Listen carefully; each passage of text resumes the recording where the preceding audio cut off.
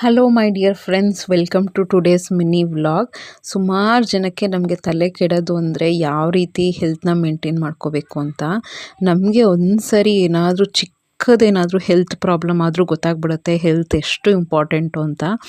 ಎಲ್ಲೋ ಒಂದು ಕಡೆ ನೋಡ್ತಾ ಇದ್ದೆ, ಲೈಫಲ್ಲಿ ಎಷ್ಟೊಂದು ಪ್ರಾಬ್ಲಮ್ಸ್ ಇರುತ್ತೆ, ಬಟ್ ಲೈಫಲ್ಲಿ ಹೆಲ್ತ್ ಪ್ರಾಬ್ಲಮ್ ಅಂತ ಸ್ಟಾರ್ಟ್ ಆದರೆ ಒಂದೇ ಒಂದು ಪ್ರಾಬ್ಲಮ್ ದೊಡ್ಡದಾಗುತ್ತೆ, ಅದು ಹೆಲ್ತ್ ಪ್ರಾಬ್ಲಮ್ ಅಂತ. ಸೊ ಯಾವಾಗಲೇ ಕೈಯಲ್ಲಿ ಹೆಲ್ತ್ ಚೆನ್ನಾಗಿದೆ ಅಂದರೆ ಅದನ್ನು ಚೆನ್ನಾಗಿ ನೋಡ್ಕೊಳ್ಳೋದು ನಮ್ಮ ಜವಾಬ್ದಾರಿ ಆಗಿರುತ್ತೆ. ಚೆನ್ನಾಗಿರುವಾಗಲೇ ಮೇಂಟೈನ್ ಮಾಡ್ಕೋಬೇಕು.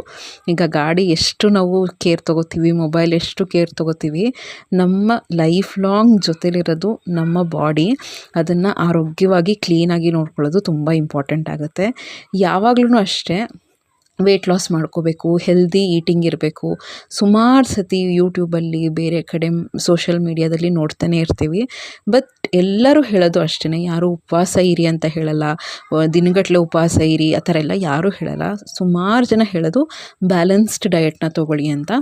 ಆದಷ್ಟು ಕಾಪ್ಸ್ನ ಕಡಿಮೆ ಮಾಡಿ ಒಳ್ಳೆ ರೀತಿಯಲ್ಲಿ ಪ್ರೋಟೀನ್ಸ್ ತೊಗೊಳ್ಳೋದ್ರಿಂದ, ಫೈಬರ್ಸ್ ತೊಗೊಳ್ಳೋದ್ರಿಂದ ಬಾಡಿಯಲ್ಲಿ ಡಿಟಾಕ್ಸಿಫಿಕೇಷನ್ ಆಗುತ್ತೆ. ಚೆನ್ನಾಗಿ ನೀರು ಕುಡಿಬೇಕು.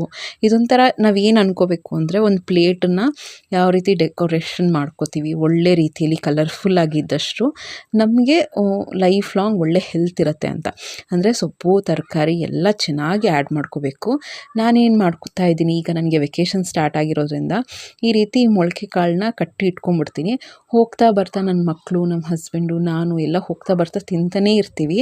ಅದನ್ನೇ ತಿನ್ನಬೇಕು ಅಂತ ಕಷ್ಟಪಟ್ಟು ಏನು ತಿನ್ನಲ್ಲ.